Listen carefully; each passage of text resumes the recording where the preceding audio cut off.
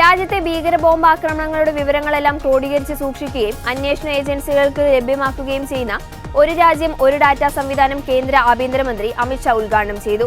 ബോംബാക്രമണങ്ങൾ തമ്മിലുള്ള സാമ്യം കണ്ടെത്താനും പിന്നിലുള്ളവരെ തിരിച്ചറിയാനുമുള്ള നിർമ്മിത ബുദ്ധി സാങ്കേതികവിദ്യയിൽ അധിഷ്ഠിതമായ national digital IED data management പ്ലാറ്റ്ഫോമിനാണ് തുടക്കം കുറിച്ചത്.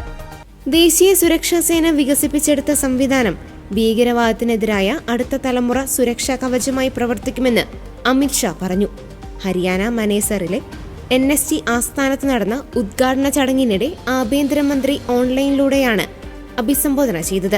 ഗാന്ധിനഗറിലെ രാഷ്ട്രീയ രക്ഷാ സർവകലാശാല, Indian cyber crime coordination centre എന്നിവയുടെ സഹകരണത്തോടെയാണ് പദ്ധതി യാഥാർത്ഥ്യമാക്കിയത്.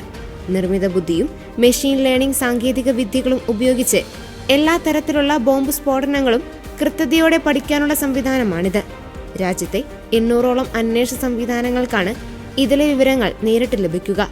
പദ്ധതി തയ്യാറാക്കുന്ന ഘട്ടത്തിൽ 26 സൗഹൃദ രാജ്യങ്ങളെ സമീപിച്ചെങ്കിലും അവിടെയൊന്നും ഇത്തരമൊരു സംവിധാനം നിലവിലില്ലെന്നായിരുന്നെന്നും NST ഡയറക്ടർ ജനറൽ ബ്രിക്കു ശ്രീനിവാസൻ പറഞ്ഞു. 2000-ലാണ് ഇത്തരമൊരു ഡാറ്റാബേസ് തുടങ്ങിയത്. 1999 മുതൽ രാജ്യത്ത് നടന്ന എല്ലാ ബോംബ് സ്ഫോടനങ്ങളും ഡാറ്റാബേസിലുണ്ടെങ്കിലും എല്ലാ അന്വേഷണ സംവിധാനങ്ങളും ക്രോഡീകരിച്ച് വിവരം നൽകുന്ന സംവിധാനം ഉണ്ടായിരുന്നില്ല.